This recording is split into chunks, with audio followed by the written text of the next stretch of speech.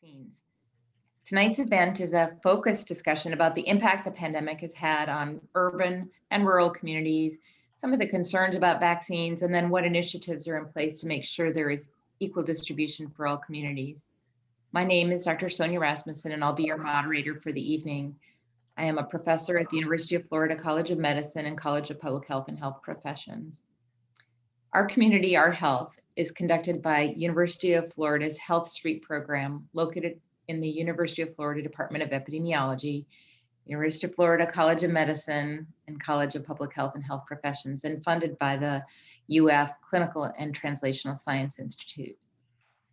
Before we begin our event, I want to let you know how you can become engaged in the conversation here tonight. And we hope you will engage, ask questions, let us know what questions you have and also what you think.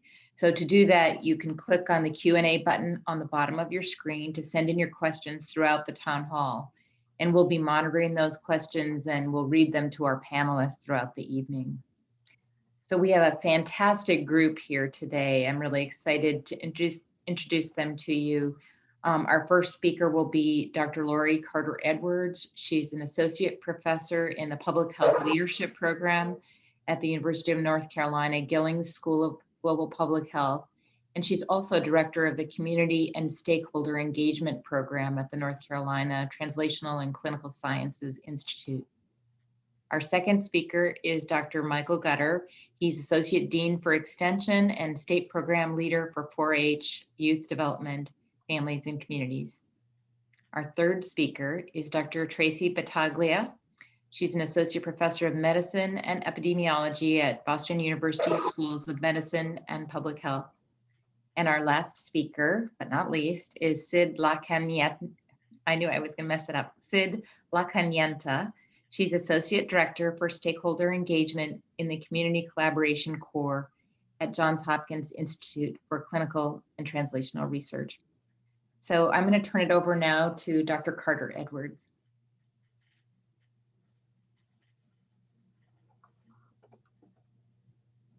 And I think you're on mute, Dr. Carter-Edwards. Thank you. I just noticed that. Thank you so much, Sonja. And thank you so much, everyone, for joining this, this wonderful opportunity for us to listen to so many different wonderful people talk about this very serious issue. I've been charged with initially talking about what work I do in a rural community. So I'm going to share my screen and show the work that I do in terms of faith communities. And so I am one who does work. I've been doing work for about 25 years in faith communities. And I can say that what's going on right now in terms of COVID, there are about 6 different challenges that I've been noticing from the literature, but also mainly being on the ground in rural North Carolina. Everything from social isolation to now the burden of delivered resources that faith communities typically deliver. They're overburdened because more people are asking for those resources within the faith community. The financial instability of the churches, not just of individuals, but because the churches are now trying to provide more services, the limited services to more people, some churches have had to close. The mental health of faith leaders in their faith communities, lack of common messaging, and the imbalance between church and state. And so we're trying to really address some of these through some of the research that I do. And the work that I've been working on now with COVID is with one church to try to understand whether we can have remote rapid risk communication strategies for COVID for future public health emergencies. And in this work that I'm doing with this with one church, we're hoping that we can create risk communication strategies for high touch, virtual, low tech, and then high tech individuals who are in the rural communities. And we're working on that now, and hopefully we'll have some packages ready to disseminate starting in June. My last slide here that I want to share before telling you about our vaccines that we're doing in at UNC is the relationship it takes to actually build with communities. This is a 7-year path that I've had in working with faith communities in this space of trying to build capacity basically in 2019 and 18, working with rural communities that then led to a series of different things because of us choosing to start from practice to research, building capacity before we actually engage in research. And then we had a lot of unintended consequences from the work that we do. And so I just wanted to share that with you to say that this is the kind of work that I end up doing with our faith communities, and we can talk about it more. But I will say in terms of vaccinations that UNC has been doing, we have vaccine sites in 18 counties, and we're opening now we have openings now in 16 vaccine sites across those 18 counties, with one mobile first stop coming soon in one of our rural counties. And we have immunized about 15,250 people, of which 361 have been with the Moderna vaccine, and the other 14,889 have been with the Pfizer vaccine. And the total doses we have administered so far has been 82,000. I'm going to stop here, and I'm going to pass it on to Dr. Gutter. Thank you so much, Dr. Carter Edwards. I appreciate that, and appreciate Dr. Rasmussen's moderation, and thank you so much to UF Health for hosting this. We're going to have to be a little interactive for this next minute, so I'm going to go ahead, and if you have a second monitor or you can open a web browser, I'm going to need you to do that here in just a moment, so get ready. I'm going to talk just briefly about some of the issues in our rural communities as we think about this, but I invite you to join the conversation as always. So let me begin by asking you what you think. So if you have a web browser, you can open this on your phone in a web browser. Please go to menti.com, type in 5194506 when it asks you for the code for the survey. And then I'd like you'll have several instances where you can share words or phrases when you think of vaccine educating the public. We're going to create a word cloud to hopefully reflect a little bit of our thoughts, but in the meantime, I'll share with you some of those. So again, if you can, go to menti.com. It'll prompt you for a code to enter in to begin the process, and go ahead and type in things you have. So words or phrases when you think of the vaccine and educating the public. And we'll continue to do that. So I'm going to move on though, because I have some slides I'd like to show you while you're doing that, but I know lots of people like to multitask. I thought we'd use that effectively. Okay, so I work in cooperative extension, which means a lot of my offices are in the rural counties. We have 67 counties in Florida, and many of them have rural communities, and some of them only have rural communities. So we asked some of the people that work in these rural communities what they think themselves about vaccines. So for those of you who are familiar with interpreting a word cloud, this is what their own thoughts were on the vaccine themselves. Not the question I asked you yet, but the question of just what they think. So professional educators who do things in community health, economics, and others, and a whole host of subjects, were thinking of things like protection, prevention. There's a lack of education. There's fear. It's necessary. But then I asked them, because I'm challenging them and cooperative extension is challenging them to be a partner to all of you to help in vaccine education and distribution and such in our rural communities. So what do we think about educating the public? There's an enormous amount of misinformation, and my amazing friends here tonight are here to combat all of that as best as they can with their expertise. There's lack of trust, there's fear, there's politics. There's a whole host of barriers to immunizing the public with something that we know we need. Herd immunity is important. Building up and the battle against COVID-19 this is one of our best weapons in that arsenal. So I point that out. I'm going to keep moving though, and I will eventually show what you all think about this. So I promise, keep going and entering your thoughts. So what are some of the things we can be doing in communities? Now, I'm going to say that this is definitely for rural communities, but I'm going to make the case this is probably for many communities, not just rural. But we need our partners in our community who's going to be involved. What are they doing? In rural communities, this might be the Department of Health. I can tell you in several counties in Florida, cooperative extension offices are actually the staging ground for vaccine distribution infusion sites, or I'm sorry, vaccine sites, injection sites, I meant to say. And also doing things like helping with education and helping even fielding questions for people about how to get signed up. Coordinating with experts from UF Health is one of the things we're doing, and I would say Cooperative Extension is looking to coordinate with experts like many of you to have science-based forums for those communities. We're doing this an awful lot, bringing some of the chief epidemiologists, those working with vaccines and such, out into virtual town hall meetings to discuss things with county commissioners and others who we need their buy-in so that we can use the local resources that are there in order to have that. Sharing reviewed and appropriate materials approved materials with appropriate audiences. So really focusing on things that come from CDC, NIH, SEAL, and other great resources, as well as our partners on our own campuses who have that expertise. One of the things I say is that we try to, in order to maintain the public trust that Cooperative Extension has held for over 100 years, we focus on educating, not advocating. But in doing so, our main job is to combat myths. There are many myths about the COVID-19 vaccine and vaccines in general, and they are just that. Together, we can help introduce the science to these communities, or at least the accurate science, as I would say. Some of you may be connecting to local county governments already, and we're happy to help. We are a state, county, and federal partnership at all levels with funding coming from all sources. And so we are there to try and help. And we're going to continue to have trainings. So if you're saying, what is Cooperative Extension? I meant it. We're everywhere. We're in every state. 1862 universities with Cooperative Extension, 1890 or our HBCUs are also out there. And then our 1994 for Native American tribes as well. Now in Florida, just to kind of put this into perspective, and those of you who are in Florida have probably heard this before, but we have 67 county offices, research and education centers, and even camps, all of which we are working with to see if they're necessary in the fight against COVID-19 for some of the things we're talking about.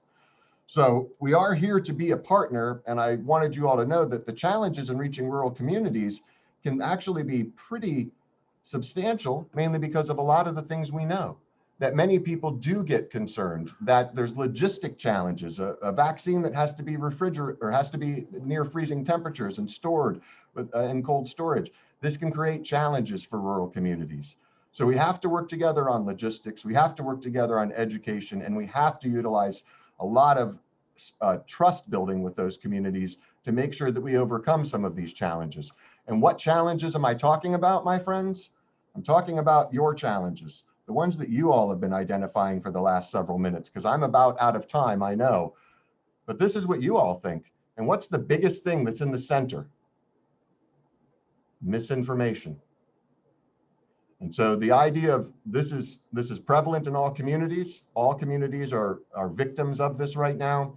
And we have to work together to make sure that we can overcome this, because there is a lot we need to do still. And we have a lot in terms of we have a long way to go in getting the public vaccinated. So we're in this for the long haul with you, and I appreciate your time and letting me kind of share, number one, some of the challenges, logistics, some of the cultural issues, and some of those other things that we all know, but then also thinking a little bit about this. And I'll make sure to share this with UF Health. So this is just something that's kind of nice to see, to show how we all kind of came together. Just to kind of point out in my last few seconds, limited quantities, who to trust are some of the things that we're looking at phrase-wise, timelines, low priorities, long-term effects, so many things. Words in here like scary. These are all really important words to think about, because they do help us understand a lot of where people are with this and some of the challenges we'll have to overcome. I thank you all for your time today, and certainly look forward to being a partner with you all. And now it is my distinct pleasure to turn this over to Dr. Battaglia. Thank you, Dr. Gutter. Good evening, everyone. It's really exciting to be here with all of you. I am really excited to hear the conversation. I love all the questions that are coming in the chat, but really to hear from experts from around the country about how they're approaching all the similar challenges that we're facing here in Boston. So I'm going to go ahead and share my screen. And my remarks are going to be really around how the Boston University Clinical Translational Science Institute Community Engagement Program has approached supporting our community partners during the pandemic. So I'm fortunate to be part of a group here at Boston University that is supported by NIH for our Clinical Translational Science Institute. And when the pandemic started, our community engagement program sort of tried to understand what the challenges were for our community partners in doing our community academic partnerships during the pandemic. And you'll hear some common themes from what you heard from my colleagues already, that this need for physical distancing, which led to social distancing at a time when communication was critical to learn about emerging needs in our community. So our communication channels were shut down. The lingering mistrust of government and healthcare and research, which was fueled by COVID-19 and the politicalization of COVID-19. So communication challenges, mistrust challenges. And then unfortunately, with the operationalization of the warp speed sort of program, best practices for community engagement early in the process were really overlooked. So we asked ourselves as a CTSA program, which is meant to foster community academic partnerships, what could we do in response? So I share with you our approaches, and then I'm going to give you some highlights and examples of these approaches. So it's convening, connecting, relationship building, and listening. That's what we really have focused on. Convening our stakeholders in one-on-one or small group meetings to understand and learn about their priorities and needs. Connecting with community stakeholders, our community stakeholders, to other groups like government agency, healthcare workers, research leaders through virtual forums. At a time when we know that our historically underserved populations were being left out of COVID-19 research, deepening our relationship with our clinical trials office to ensure that we supported them in getting access to our communities to cutting edge research was a high priority for us. And then going out into the community and just being present at community-led gatherings so that we could listen and share and support and advise when asked, just like we're doing this evening. And then as we do a lot in academics, investing in new community academic research partnerships.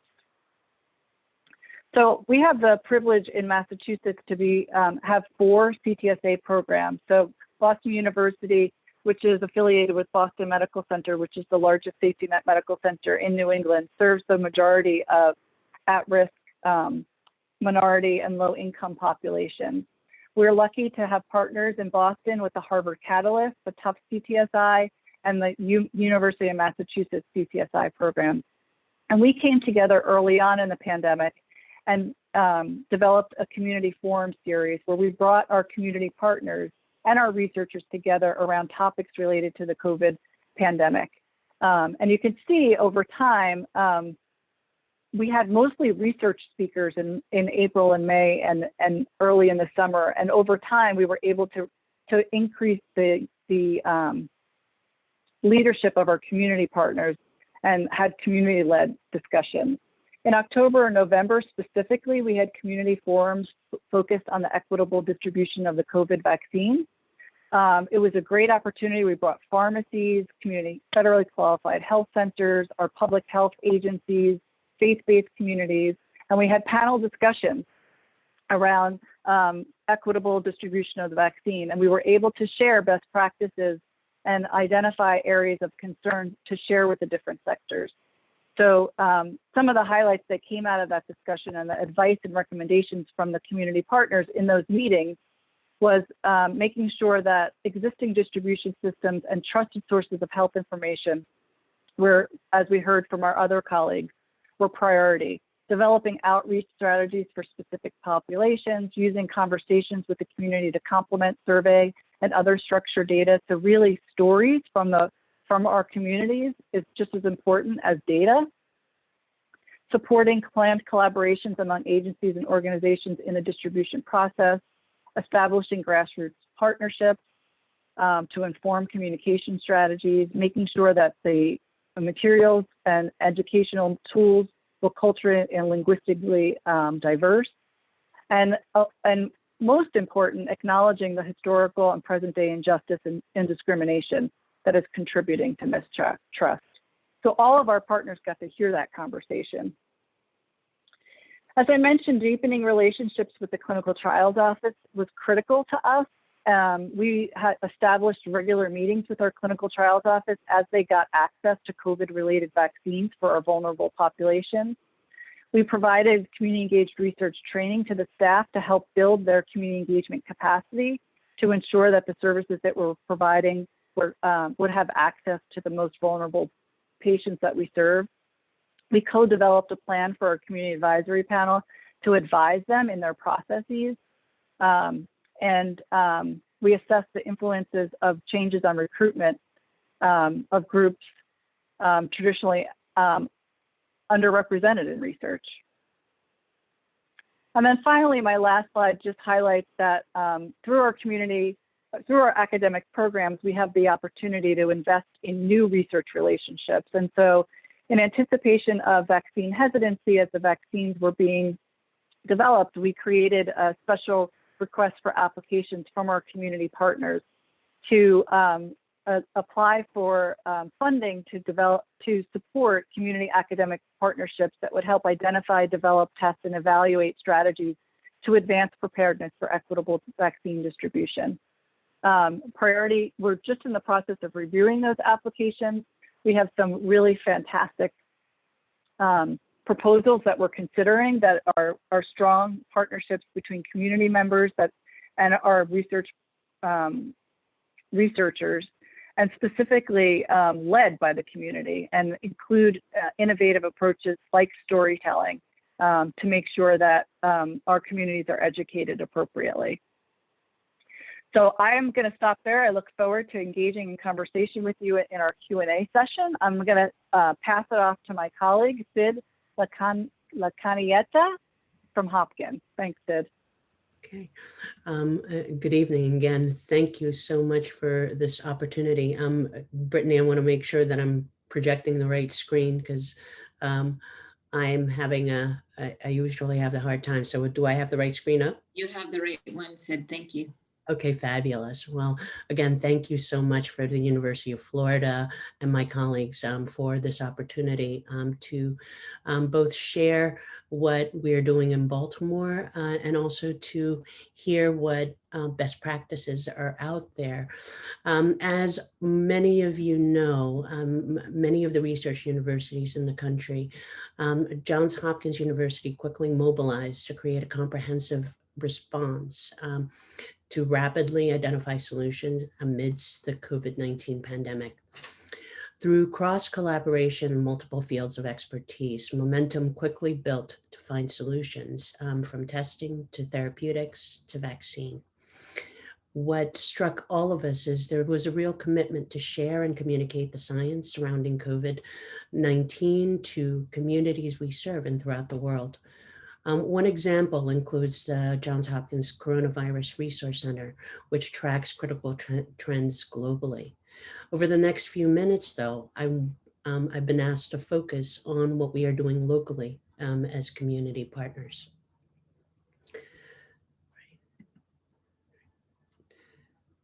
So early on in the pandemic, we asked our community research advisory council what we, as part of the research community, should be mindful of as we move forward with COVID-related research. And here's what they said. 1, listen. Take the time to listen and not assume you know the answers. 2, be understandable. Take the time to break down the science to something everyone can understand. 3, be a trusted partner. Take the time to build relationships with the community. Be honest, be transparent, be authentic in your intentions. 4, give back. Be there when the community needs you and not just when you need the community. Our council also shared that it was important for the community to know that there are people who represent their community and who look like them who are part of the research process. It was also very clear as we started this journey that in order for us to continue engagement activities, we needed to make room for discussions about systemic racism and the distress that may exist and not try to hide from these issues. So in the midst of the twin pandemics of COVID-19 and systemic racism, our members encouraged messages that were hopeful and inclusive. So throughout the Hopkins system, then we quickly mobilized to meet community needs. Hopkins East Campus distributed food and masks to neighborhoods surrounding Johns Hopkins, as well as our healthcare heroes. Johns Hopkins Bayview established weekly COVID-19 calls to update community leaders and neighborhoods. I'm happy to say those community calls still continue every Friday at 11 o'clock Eastern Standard Time. So anyone who wishes to call in, please do so. Dr. G and the team are more than happy to have listeners from all over. Our Community Advisory Council also pivoted to provide community engagement consults to COVID teams moving quickly from design to implementation. They are currently meeting once a week to address any supportive issues and advice related to design and implementation of community-based research. Our outreach program also pivoted. The Day at the Market is a collaboration with the School of Public Health, the Baltimore Public Health Markets, its merchants, community-based organizations, schools, and neighborhoods. The Baltimore Public Market System, as the oldest continuously operating public market system in the United States, serves many communities of color in Baltimore. During phase 1, monitors were moved so that public health information could be seen by pedestrian traffic. Health information were distributed by merchants with curbside pickup. During phase 2, teams distributed pandemic emergency information, partnered with the School of Nursing for the flu vaccine campaign, while adhering to safety protocols. Okay. ICTR also developed a website platform that allows interested volunteers to learn more about COVID-19 clinical studies underway and provide information that is easy to understand.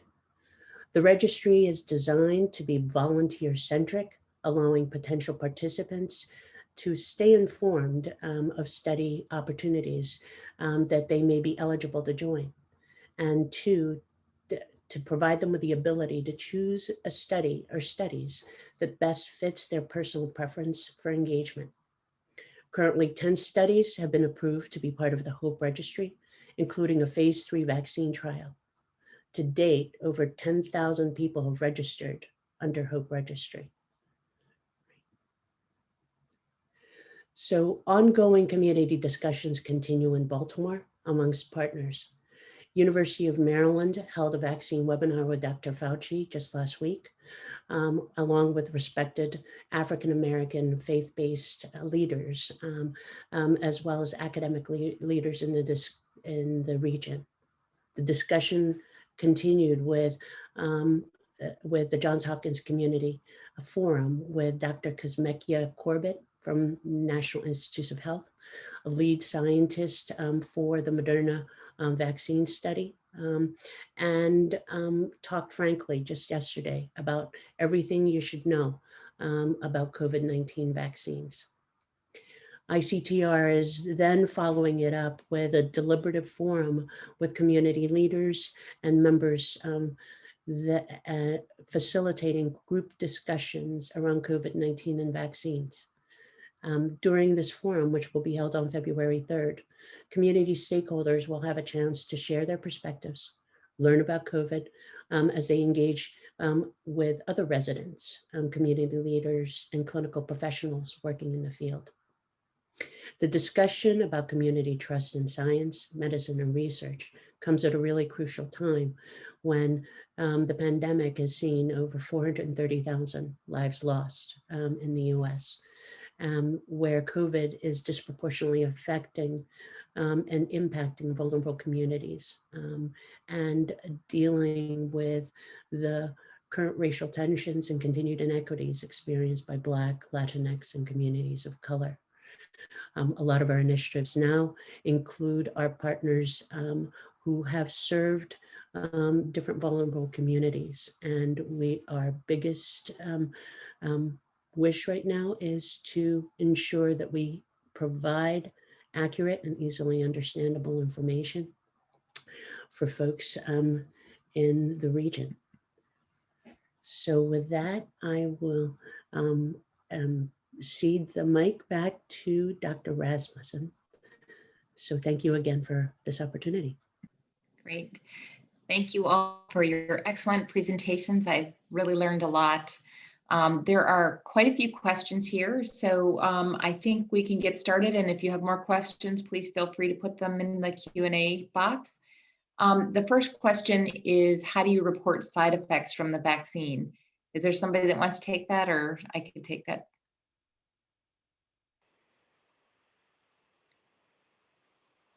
Hi, Sonja. I can take that. You may know more about this than I do, but there is a site at the CDC called VAERS, the Vaccine Adverse Event Reporting Site, I think is the acronym, where you could actually go and report adverse events. But I also know that your individual sites who are providing you with the vaccine are also interested in your reporting to them locally. So there's both local and national ways to report side effects. I'd love to hear if others have other comments. The other thing I would like to encourage people to participate in, and it wasn't actually, when I got my shot, I wasn't told about it, but I think it's really an important way to understand what really the level of side effects are, not adverse events like more severe things, but really how often do you have a headache or a fever or that kind of thing. There's something called vSafe, and you can sign up for vSafe. You can just put it into Google and it'll come up, and you can sign up. Once you sign up, it sends you a text, just really quick, takes you about a minute each day for the first 7 days. And it asks you, do you have a fever? Did you have a rash? What kinds of things did you have? It does that for 7 days. And then after that, it asks you once a week. And it's also a way for CDC to have information not only on those minor side effects, but if there is something more severe, they will contact you. It's also the way to collect information, that the vaccine is given to pregnant women, and they want to collect information from that, and that's being collected through vSafe too. So I want to encourage you all, as you get the vaccine, we want to collect as much information as we can about those side effects. We know what we saw in the clinical trials, but clinical trials are different sometimes in real life, and so it's important to collect that information. The next question, once you've had both vaccine shots, is it okay to interact with friends who have also had both vaccine shots? I'll take a stab at that. While you have had the vaccine, we were just having this conversation, there's still the chance that you could still be at risk or can infect others. So maybe small risk, but you still have the risk. So no matter what, you still have to protect yourselves with masking and practice all of the measures that we would do preventive-wise, even if you have had the vaccine and you're with other friends. So the distancing is still going to be necessary because you don't know. And you practice safely. It doesn't mean you can't meet with people, but you still need to practice what you would as if you had not had the vaccine, just to be on the safe side. Anybody else want to chime in with that? Sonja, does that make sense? I completely agree. Others? Okay. This one is related to that. Dr. Fauci says not to travel even after we've been fully vaccinated. Are we safe to fly from Florida to Chicago 4 weeks after our second shot? Who would like to take that? So I'll just make a comment since nobody's jumping in. I think nothing in life is completely safe. And everything in life is weighing the risks and the benefits. After your shots, your risk of getting infected is much smaller, but it's not down to zero. And so I think it depends on what your level of risk is. Are you somebody that's at high risk? Are you older? Do you have underlying conditions? Are there reasons that if you got the virus that you would be at higher risk? have, since the start of this, I've been telling people if we wanted to be completely safe, we'd never leave our homes. Actually, we probably wouldn't even be safe in our homes, you know? So, I think safe is a relative term. Can I say that there's no way that you can get COVID-19 flying from Florida to Chicago 4 weeks after your second shot? No. And you should absolutely decide to do it. You decide that it's worth the small risk. Be sure to protect yourself. Be sure to continue to wear your mask and try to stay away from people as much as possible in the airport. Try to keep those 6 feet distance as much as you can. So anybody else want to add any? I wanted to add that. I wanted to add because I travel, and I have traveled probably 3 times since travel by plane since the since the pandemic started. And one of the things that I do beyond just wearing the mask, when I travel by plane, I actually wear the shield and a mask. It sounds really interesting, and I see people looking at me. I've only seen a couple of people in airports doing it, but it's my personal protection. And I also keep on my key ring, I always wear my keys around my neck. On my key ring, I keep my own hand sanitizer. I wear the mask. Some airlines will give you the wipes to clean your hands while you're doing this, but I keep the shield on top of that. And I feel pretty comfortable with that shield, which actually feels like, to me, another double protection. For Yeah, me. So just keep in mind, if you wear the shield, you've got to wear the mask underneath. So yeah, I think that's a great. Yes, exactly. Right. Exactly.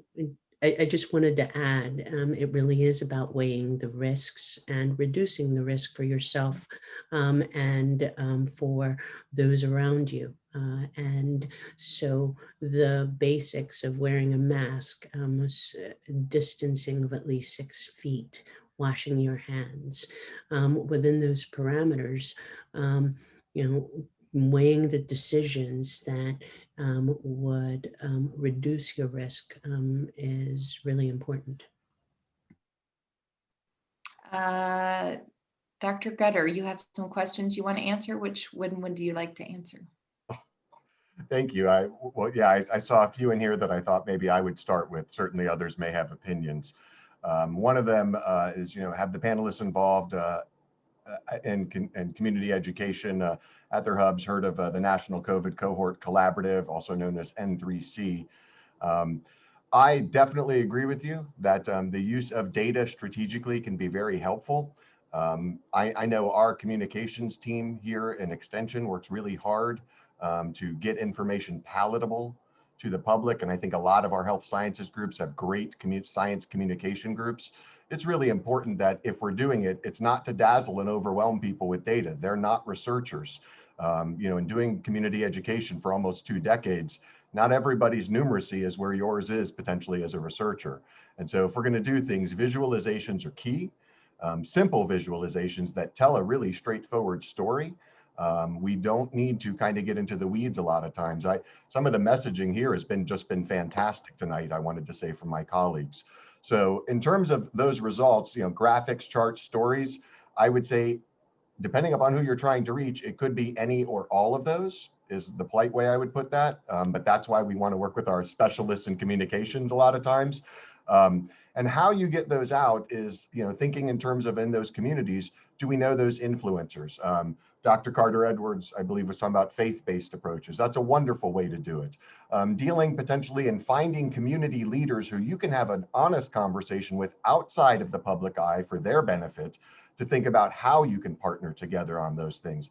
They may be politically challenged to do things if you confront them in public, but if you can talk about things, a lot of times those leaders are willing to hear you in private and then think about what might be in the public's interest. So, just some food for thought there on a few of those issues. I can definitely say that a lot of your local partners can help you distribute those. Departments of health may have social media, cooperative extension will have social media, even potentially some of your different types of educational programs and partners out there. So I would just encourage you to kind of think about those communities themselves. I wish I could say it's a cookie cutter. There's certainly people who are pretty consistently available as partners, but I would say too, you have to look at those communities you're targeting and know them a little bit. And finding those community insiders or influencers, as we like to sometimes term them, is just a key step. Excellent. Thank you. Here's another one about rural populations. Do you want to answer that one? Well, sure thing. Happy to. So this this one comes, and I'm a little familiar with these. This refers to just a specific type of program, but really the point is that this individual is working in a rural population with a lot of people, but a lot of folks aren't willing to mask up. And in fact, the only person wearing a mask is that community educator, that person who we need to work with to do that. I would say too, and there's a lot of different approaches there, not knowing the specific, county and some of the people there and not wanting to get into that publicly. What I would say is that it is a lot of the same approaches. We need to find someone that we can talk to outside of the public setting. And number one, we have to help them understand that, if we're affiliated with an institution, that institution has its requirements for what we are doing. And then we have to potentially work within that system to kind of help people understand, there's bigger policies that any of us probably answer to, and we have to be true to those too. I say turn to administrators who may be able to help. Sometimes it's above, I say this all the time in my defense, it's above my pay grade. It may be above our ability to communicate with those folks, but maybe we have someone who's a little higher up that can maybe help us have that really key conversation. And in doing so, we build our internal champion. They get it. Maybe we can even ask them to mask up with us and start being the second person there. It just takes one other champion, then they got someone else. And it can't be up to you. You need those other people there. If you're not in that community, you may be trusted, but you're not their community member. And so you need those local folks to buy into you. And that's really an important part. So lots of other things, but I don't want to hog the time. So, but hopefully that's at least a helpful place to begin. And if anyone else has thoughts too, certainly I'm not a guru. I just have some ideas.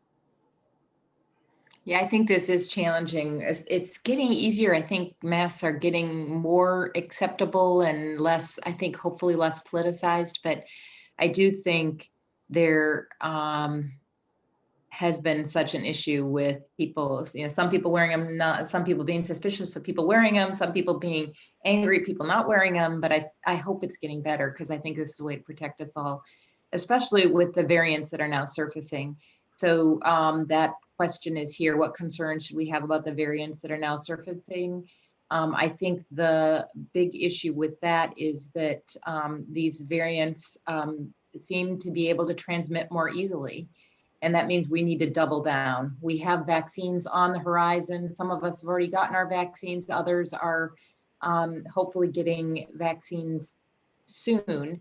But in the meantime, these variants could take over. And we also allow the chance for more variants to occur if we don't really get the numbers down, if we continue to let the virus spread as it's been spreading lately. So, the thought right now is that the UK variant and seems to be covered well by the vaccine, the Brazil variant, and there's now a California variant. There's lots of variants.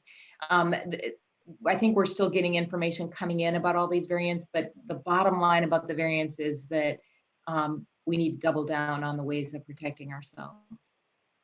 We all want this over soon.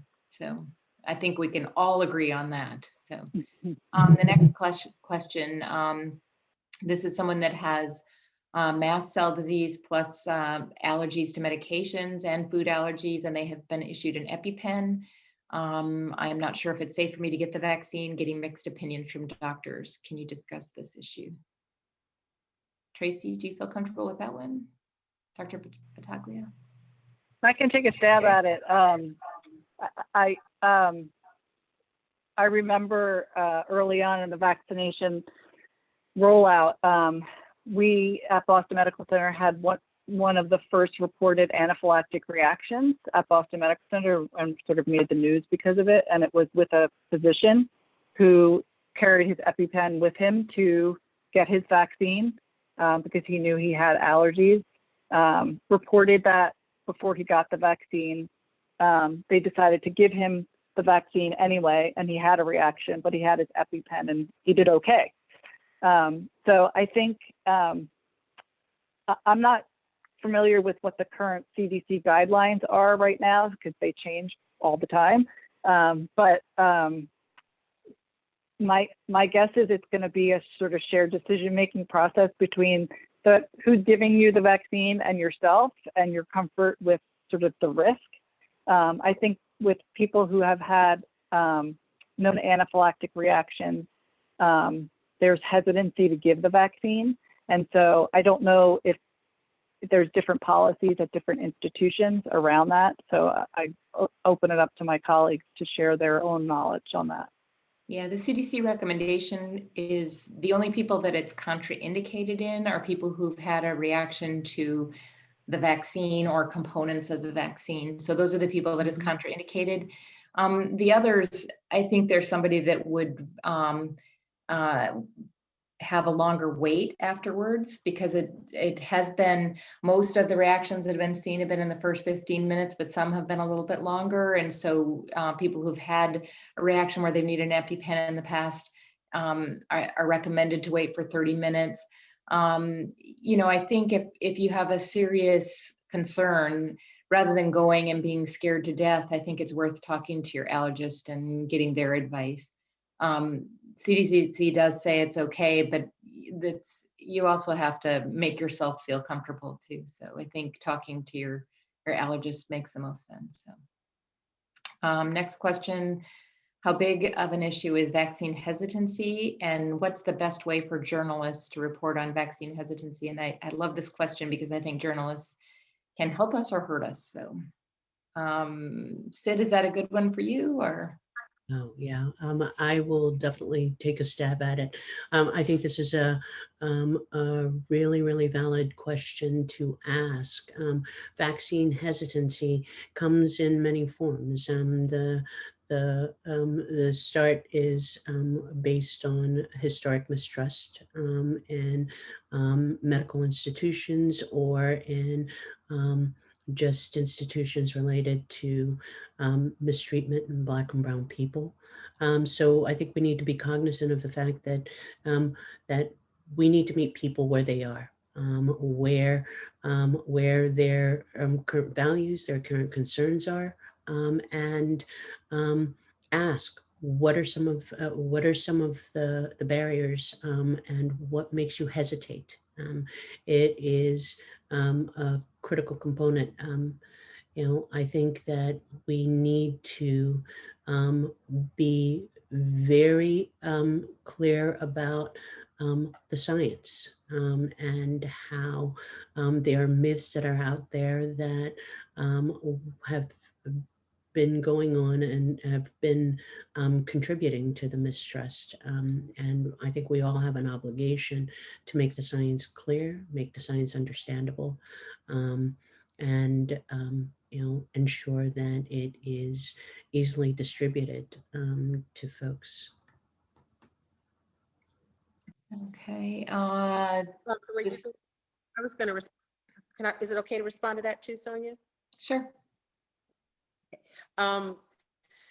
There's another side to this as well. And in North Carolina, we've been dealing with this with the pastor that I've been working with, who's also a state legislator. Has been really frustrated with the process of this because many people think that it's just the issue of vaccine hesitancy. And so then the onus ends up being on the actual patient or the individual in terms of vaccine hesitancy. So it's like, well, what is wrong with you because you are hesitant, rather than what's up with the system that has led to that, which is what Sid was actually getting at as well. Basically, almost for every one person in the Black community that my pastor deals with, that you have a vaccine hesitant person, you have 3 more who are not hesitant. And the message needs to be, if you're going to be this reporter, it is critical that you understand that it's not just the issue of vaccine hesitancy. The issue ends up being access. The issue is that the access is not in the communities, particularly in rural communities, the access is not there. The other issue is that if the rollout is occurring for elders and healthcare workers without overlaying the racial issues. So not dealing with Black elders and Black healthcare workers who are in communities that are more impacted, then you've missed the boat to try to actually get the vaccine to the communities that need it the most. And that issue frustrates the community, and that leads to the level of distrust. And that leads to not only vaccine hesitancy for some, because they don't trust the system itself. It's not the vaccine, it's that the system has failed so much that they don't trust getting it from whoever is delivering it. That is one element of vaccine hesitancy that's not been talked about in the literature. And I just wanted to make that point because my pastor brings this up all the time, as one who has tried to be a messenger for vaccines, and he's been trying to tell people, people will come and get the vaccine from me, but you need to know that I am the way to get the vaccine taken by the community, not you as the health professional. And so we have to really do a better job of making that connection.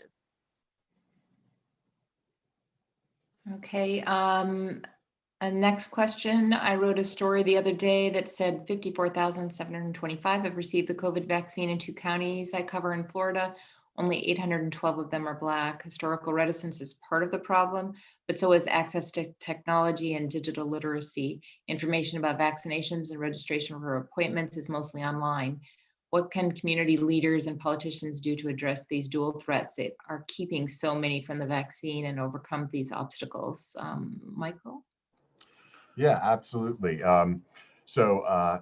You know, this is a really relevant question, and so many of the last conversation, I'm glad I waited to jump in there, and Dr. Carter Edwards and everybody did a great job of addressing Lacanienta.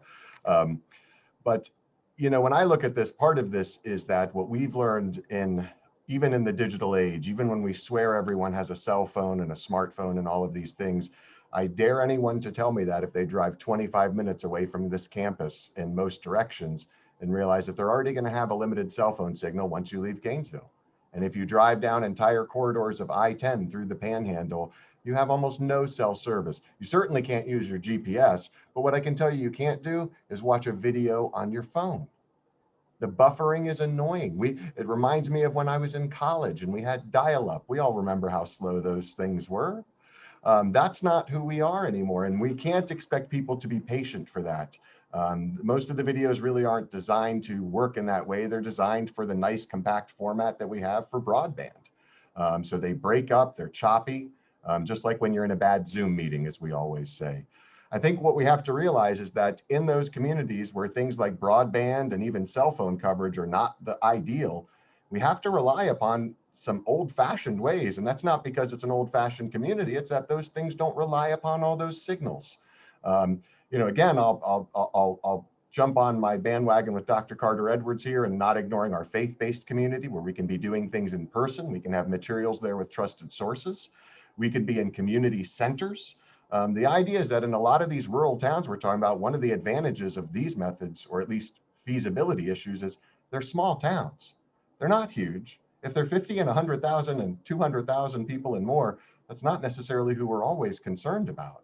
But there's a lot of towns that are really small. And that's where we have to really think about, those are the people that are also quite high on the hesitancies issues for all the reasons that my colleagues here have already said. You know, I always tell everybody, look at something like the health belief model, and you can see a lot of the factors go into it, especially accounting for things like racial distrust or a history of distrust that we know has just built up, and certainly in our minority communities, and you know, but also just because of a lot of bad information and you know, and people perpetuating myths and stories.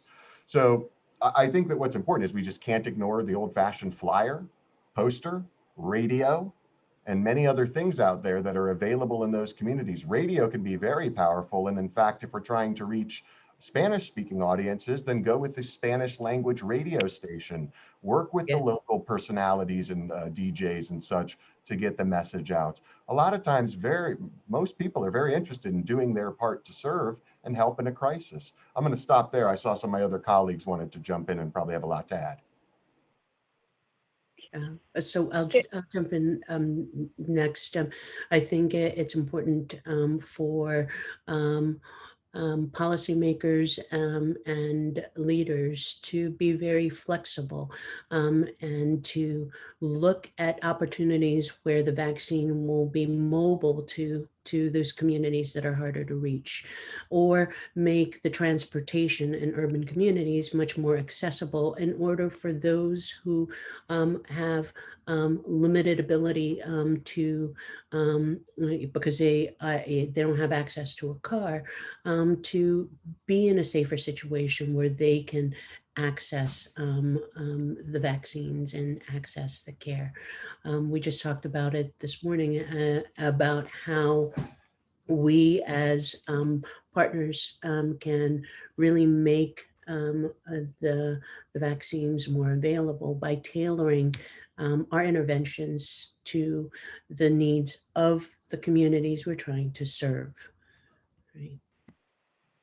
If I could also add to those remarks, I couldn't agree more with what's been said.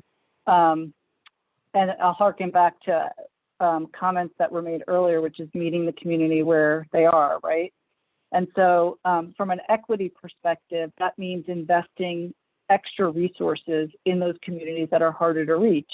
And so the usual channels aren't going to work. So we have to, invest our public health resources in those communities to go out to meet the community where they are. One area that I think that's underutilized potentially are community health workers who, are underutilized. Their jobs are threatened right now. They're not being, they've been let go. They're not funded anymore. How can we mobilize those experts in the community to get out there and help bring the vaccine to the most hard to reach populations? I think there's a lot of opportunity there, but it requires resources and investment. So we just have a couple minutes left, and I see there are two questions that are kind of similar. Oh, they just zipped someplace away. Okay. One is, what is the timeline to be vaccinated when we are at the bottom of the list to be vaccinated? And the other is related. Vaccines at drugstores could reach a large population of people. When do you think this will roll out to the masses? Who wants to take those?